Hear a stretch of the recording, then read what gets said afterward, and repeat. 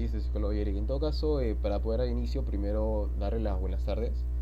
Soy Renato Arce, estudiante de la carrera de Psicología de la Universidad San Juan Bautista. Y bueno, en esta oportunidad más bien quiero agradecerle, ¿no?, por su participación en esta actividad académica que estamos haciendo, en la cual consiste en realizar una entrevista y que es más que todo para nuestra asignatura de psicoterapia, donde más que todo buscamos conectar la teoría de modelos sistémicos y estratégicos con su experiencia profesional en sí. Para esto me indicó que su nombre completo era Yerick Rómulo. Bueno, mi nombre completo es Yerick Rómulo Chingabarrientos. Actualmente me dedico al área de psicología educativa, aunque mi especialidad más que nada es clínica. Dice psicólogo Yerick. En todo caso, para dar inicio y cumplir con los requisitos para esta entrevista, ¿me concede usted el consentimiento para poder grabar esta sesión y usarla únicamente para fines académicos? Por supuesto, no hay ningún problema. Más bien es un placer poder apoyarlos. Digo, psicólogo Yerick. En todo caso, para que la audiencia lo pueda conocer un poco más, me había comentado de que actualmente se encuentra en el área de especialización clínica. Sí, aunque actualmente estoy trabajando en el área educativa. ¿Y cuánto tiempo es el que usted aproximadamente lleva ejerciendo esa profesión? Bueno, actualmente, últimamente en el área educativa llevo 2 años y en total debo estar llevando aproximadamente 4 años que ejerzo la carrera. Listo, psicólogo Eric. En todo caso, ya teniendo esta información, más que todo para que la audiencia pueda conocerlo un poco más a usted, vamos a pasarlo con lo que sería el bloque de las preguntas.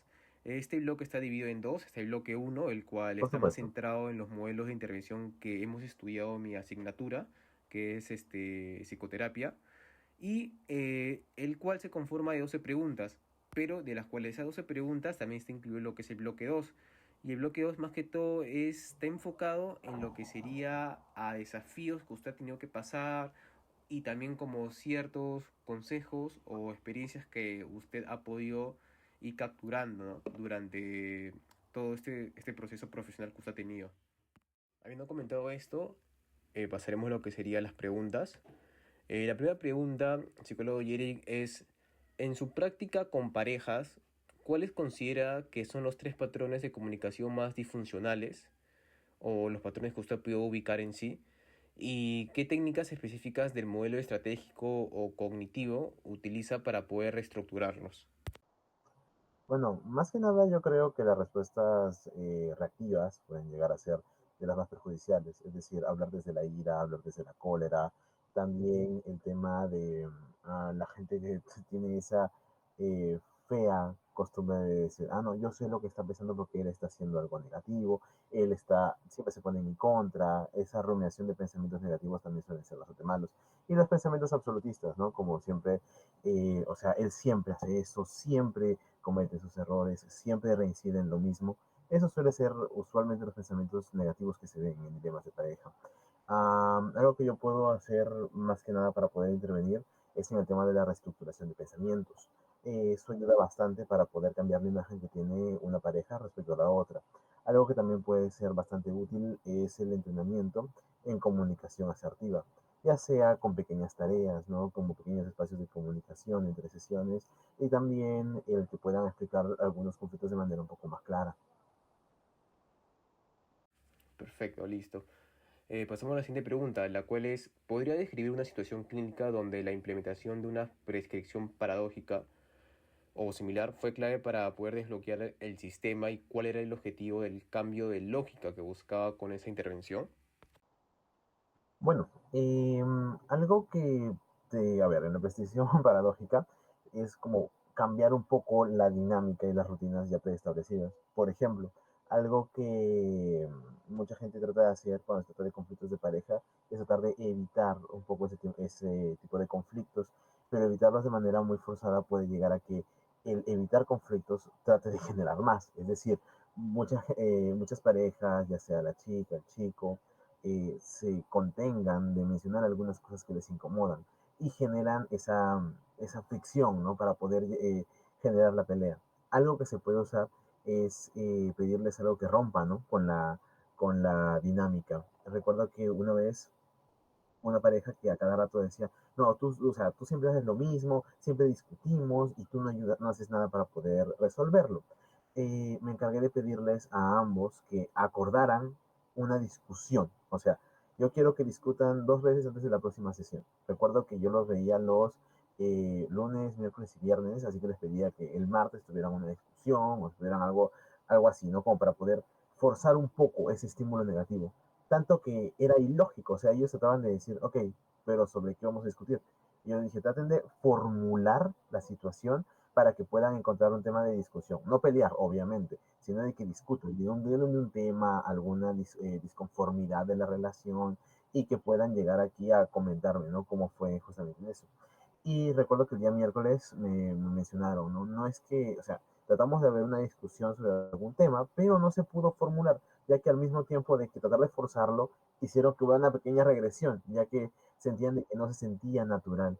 Cuando generas pequeños espacios así para que puedan desahogar algunas cosas, se dan cuenta de que a veces sobredimensionan algunos conflictos y están forzando un poco el tema de la discusión.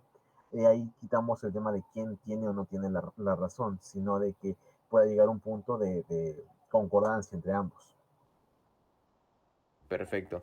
En todo caso, pasamos con la siguiente pregunta, y es que, considerando la terapia breve estratégica, ¿qué tipo de problemas se encuentran más adecuados para este enfoque frente a otros modelos de larga duración? Mm, A ver, la terapia breve yo creo que sirve más para cuando vas a tratar algunas cosas como círculos viciosos un poco más superficiales. Es decir, ansiedad, celos o problemas de comunicación, que pueden ser resueltos con algunas estrategias un poco más prácticas. Pero si estamos hablando de cosas como, por ejemplo, traumas, problemas que tienen raíces más fuertes, o ya sea por el tema de la estructura familiar, por ejemplo, no es tan fácil como que se requiera el tema de la terapia breve. Yo siento que se requiere un proceso de mayor duración, un proceso que implique ciertos ejercicios un poco más constantes a lo largo de un proceso terapéutico. Perfecto. Y sí, justamente también yo concuerdo mucho con ese punto, con esa respuesta de usted, en- sobre lo que sería la terapia breve en sí. Listo. En todo caso, pasando a la siguiente pregunta trata sobre, en un contexto cultural diverso, ¿cómo realiza el proceso de acomodación de su enfoque terapéutico para respetar los valores, jerarquías o creencias familiares sin perder la efectividad de la intervención? Bueno, la verdad es que siento que el psicólogo tiene que adaptarse bastante a la realidad del paciente, es decir, en todo aspecto, ya sea si estamos tratando con un niño, como por ejemplo con una persona de bajos recursos. Por ejemplo, yo tuve un breve tiempo donde hice mis prácticas profesionales en la Laguna del Lince. Ahí fue donde pude ver otro tipo de realidades, realidades un poco más complejas de las que podíamos imaginar, eh, personas maltratadas, en situación de calle, personas vulnerables, y tienes que adaptarte un poco a su realidad. Eh, Algo que yo trataría de ver, por ejemplo, ¿no? En un aspecto cultural diferente, como ya sea otra religión o tal vez una familia en bajos recursos que consideren, o algunos que incluso justifican la delincuencia como manera de proveer, ¿no? Alimento a su mesa, es tratar de hablar sobre algunos aspectos que alguna de la familia considera inaceptable, por ejemplo, ¿no? También cosas de ver quién tiene la autoridad en el hogar, tratar de adaptarse un poco y entender la realidad. Y si es una realidad, por ejemplo, una religión o un sistema de valores que no comprendo, no entiendo al 100%, no es por ignorancia en sí misma, sino porque no estoy empapado del tema, ya que hay realidades que requieren sí o sí que tú investigues. Siempre es bueno actualizarse, es decir, siempre es bueno darse un momento para investigar bien qué cosas pueden parecerles ofensivas, qué cosas no, y también qué ideas tienen ellos, ¿no? Respecto a su religión, a sus costumbres, y a su manera de ver el mundo. En base a eso tienes que, o sea, obviamente antes de empezar el proceso terapéutico, formarte, entender muy bien un poco sobre la realidad familiar o el ambiente del que viene el paciente, y en base a eso generar el plan de acción. Listo. Con la siguiente pregunta tiene una relación con la anterior, y es que ha tenido un caso general en el cual, donde un factor cultural, ya sea como la religión o el rol de género, haya influido significativamente en el síntoma o en la solución del problema. Bueno, tenía hace unos 6 meses, si no me equivoco, a inicios de este año, un paciente con síndrome de Burnout, que es un síndrome de estar quemado. Era una chica joven, estaba en quinto de secundaria, se sentía bastante fatigada. ¿Por qué? Porque más que nada en su hogar era siempre el estímulo constante, no debe ser la mejor, el segundo lugar es el primero en perder y cosas así. Ella se formaba estas expectativas, ¿no? Porque viene desde ese ambiente de no, o sea, no te conformes, debes siempre llegar a más, a más, a más. Y esa idea de no cumplir con ciertas expectativas ya planteadas en el lugar generaban problemas como ansiedad, insomnio, generó problemas de autoestima a largo plazo. Y es muy curioso porque indagando un poco más, ella me mencionaba de que había vivido bajo ese esquema todos los años de su vida, pero recién empezó a notar de que la estaban fatigando ya para el último año de secundaria, cuando verdaderamente se enfrentó a otros compañeros que tal vez tenían más facilidades en algunos cursos y ella no quería ser la mejor en matemáticas, ella quería ser la mejor en todo. Y eso era lo que sus papás reforzaban muy a menudo, debe ser la mejor en todo. Esas ideas fueron las que hicieron una, o sea, incluso hicieron más difícil el proceso de acompañamiento. Se puede considerar que hubo más que todo un factor, parte de la familia, ¿no? De la cultura de la Exacto. familia en sí. Ok, en todo caso, pasando con la siguiente pregunta, más allá de la teoría, ¿cuáles considera que son los desafíos éticos o emocionales más recurrentes que enfrenta un psicólogo clínico o psicoterapeuta en su práctica diaria?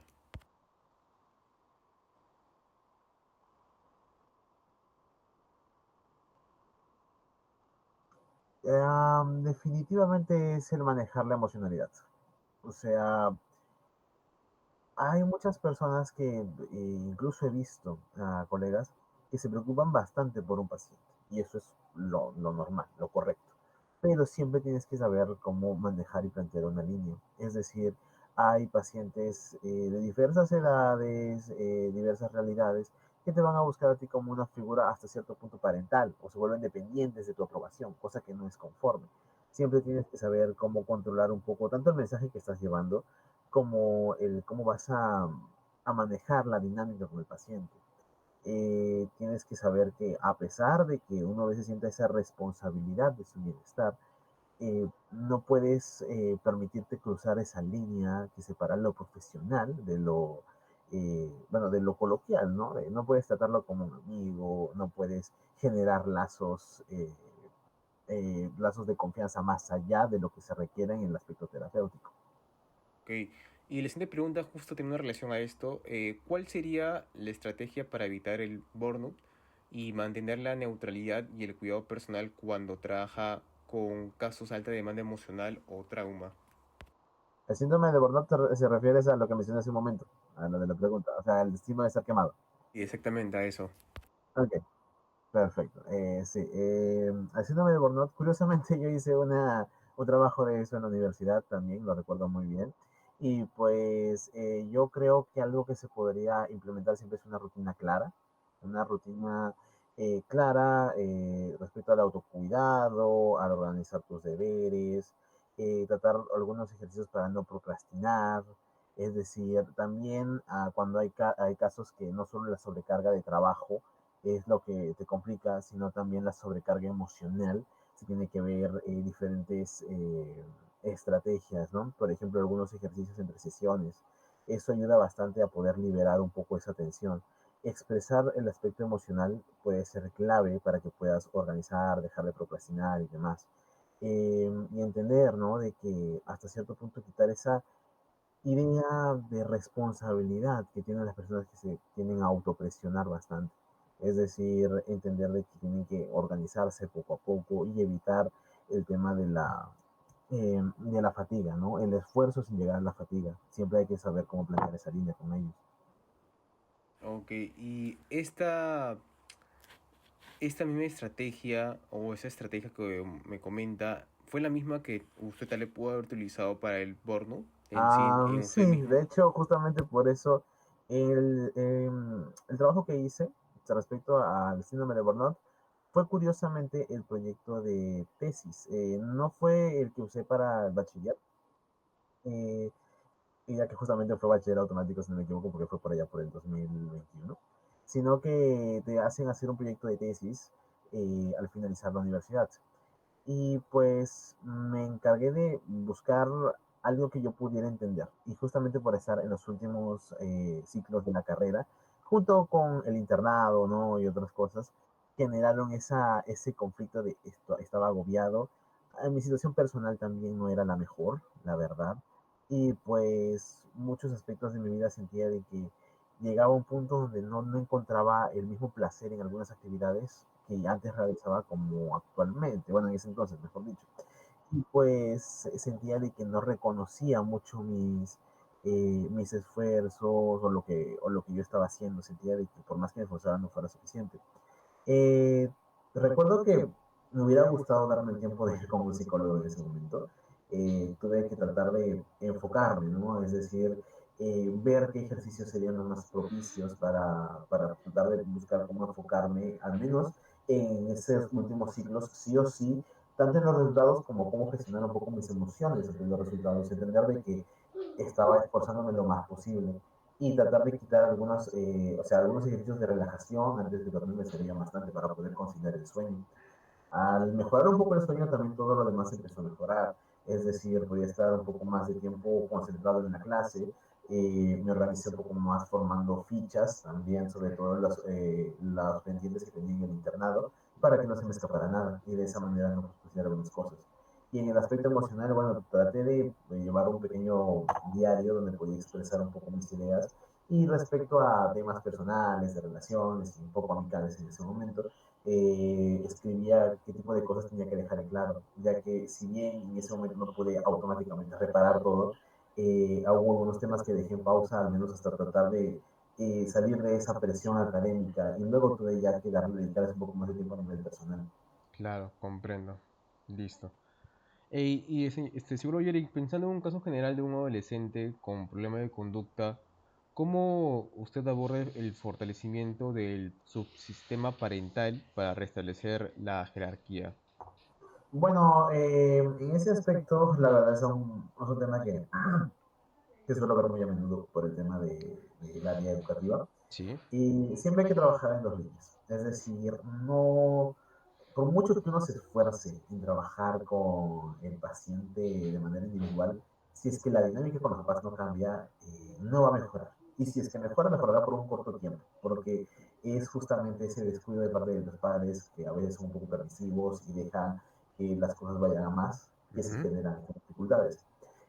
Algo que yo podría recomendar serían rutinas claras. Siempre he recomendado en talleres para padres rutinas claras, es decir, que se permita el tema de poner, por ejemplo, ¿no? Una norma y cuando un papá está de mal humor o cansado, obviamente no se incumpla con la palabra. Y eso va de cosas tanto positivas como negativas. Por ejemplo, cuando estaba dando una charla para alumnos de tercer grado, recuerdo que muchas veces muchos papás mencionaban, ¿no? De que estaban cansados y venían de trabajar y a veces no es que se desquitaran con el niño, pero sí se mostraban un poco más distantes de ellos, como que no les gustaba mucho el tema de los juegos porque estaban muy agobiados.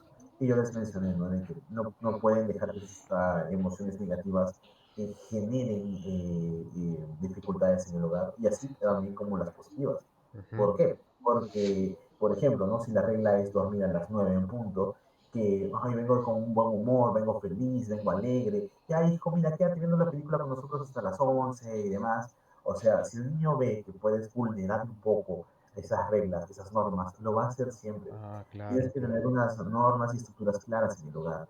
Luego de que redefinir un poco las reglas, luego del proceso, ya es bueno dejarles siempre, ¿no? Con una estructura clara de normas a las cuales seguir. perfecto, perfecto. Listo. En todo caso, con la siguiente pregunta, que tiene un poco de relación, en su opinión, ¿cuál sería el no negociable que usted busque establecer con un paciente o familia al, al inicio del tratamiento para asegurar la adherencia al proceso terapéutico? Bueno, eso es muy, o sea, muy fácil, muy directo, la verdad. Es decir, yo creo que la comunicación y la responsabilidad con el proceso. Es decir, la comunicación, porque si es que no me dicen qué aspectos son primordiales en la Ujú. situación antes de generar el plan, puede que no haya resultados. Y a veces que te revelen información, luego de determinado número de sesiones, te hace pensar, pude haber incluido esto antes, pude haber Claro. hecho esto de diferente manera. y quizás no estamos teniendo los resultados que esperábamos porque no tenía la información completa. Ujú. Y luego está la situación de que cumplan sí o sí con las, o sea, damos tareas, damos Sí, ejercicios y que no cumplan con ellos, aparte de que es un poco incómodo porque regresar a la siguiente sesión y ver de que no se ha cumplido claro. con lo que se había acordado, incomoda, incomoda un poco, pero obviamente buscamos siempre que tengan ese compromiso, ¿no? La responsabilidad es Ujú. compartida y el progreso debe ser compartido también. Perfecto, listo. Si tuviera usted que dar un único consejo a un estudiante que está por egresar, ¿no? Por ejemplo, en mi caso, supongamos, centrado en la integración de la teoría que hemos visto, ¿no? Y la práctica, ¿cuál sería en sí? O sea, un consejo a ustedes como estudiantes Ujú. para ejercer la carrera futuro. Sí. Ya, a ver, yo creo que uno de los consejos que me hubiera gustado también tener en ese entonces es el tema de que, a ver, la información y la teoría es como el mapa, pero no es una, o sea, no es una norma estricta que seguir en el territorio profesional. Es Ujú. decir, hay que obviamente siempre ser flexibles, siempre hay que buscar Sí. aprender más, no quedarnos con lo que nos enseñan en la universidad. Es decir, en la universidad te enseñan muchísimas cosas y eso se aprecia bastante, Ujú. pero siento que es como una pequeña probada de lo que será una pasión o una carrera. Es decir, me hubiera gustado que en la universidad me explicaran un poco más sobre algunas curiosidades sobre psicopatologías, por ejemplo, me llamaba Claro. bastante la atención, pero al menos ellos abrieron esa puerta. Y ya el tema de lo que aprendamos nosotros aparte queda en nuestra responsabilidad. Ujú. Hay que actualizarse siempre y como les dije al inicio, en esta pregunta, siempre ver como que tratar de ser flexibles, porque no hay que pegarnos siempre la teoría, ya que a veces la realidad nos puede sorprender. No hay que sentirse mal por a veces también sentir la necesidad de buscar ayuda o un consejo de un colega. Es decir, como dicen, no dos cabezas piensan mejor que una. Yo creo que siempre es bueno tratar de visualizar, ok, quizás llega un punto donde la complicación se me dificulta tanto de que estoy seguro un 80% de que este es el camino correcto, de que ese es el proceso correcto. Pero nunca está de más buscar otras opiniones para estar 100% seguro, ya que cae sobre nosotros una gran responsabilidad y eso se siente. O sea, luego de la universidad, esa responsabilidad se siente cuando estamos en el ámbito laboral. Perfecto, psicólogo Yorick. Con la siguiente pregunta sería, ¿qué áreas de especialización o qué habilidades blandas personales cree que serán cruciales para el éxito de los psicólogos clínicos en los próximos 5 a 10 años? Yo creo que regularización emocional se le podría llamar. Ujú. O sea, tratar de controlar un poco las emociones cuando llegamos a un proceso terapéutico. Bueno, la empatía, pero eso ya es bastante obvio porque es Ujú. parte de nuestra Claro. carrera. Y también la comunicación clara como habilidades blandas. Ujú. Yo creo que en cuanto a temas y enfoques, podría ser los enfoques basados en evidencia. Siento de que estamos en constante evolución el tema de la Sí, psicología. Yo creo que de aquí a 5 o 10 años esos van a ser primordiales. Eh, sí, incluso hoy en día ya son primordiales, de hecho. claro, perfecto. Y por último, para cerrar, ¿qué significa para usted la supervisión clínica y con qué frecuencia considera necesario que un profesional lo realice? Se refiere a la supervisión clínica como de otro profesional hacia el proceso, de otro profesional de psicólogo. Claro, sí, efectivamente. Yo creo que sí es crucial en cuanto a importancia. Yo creo que cuando ya llegas a un punto en que estás en el territorio laboral debes esperar una supervisión al menos cada 3 meses, y esto es, porque a veces creo que es un poco mejor.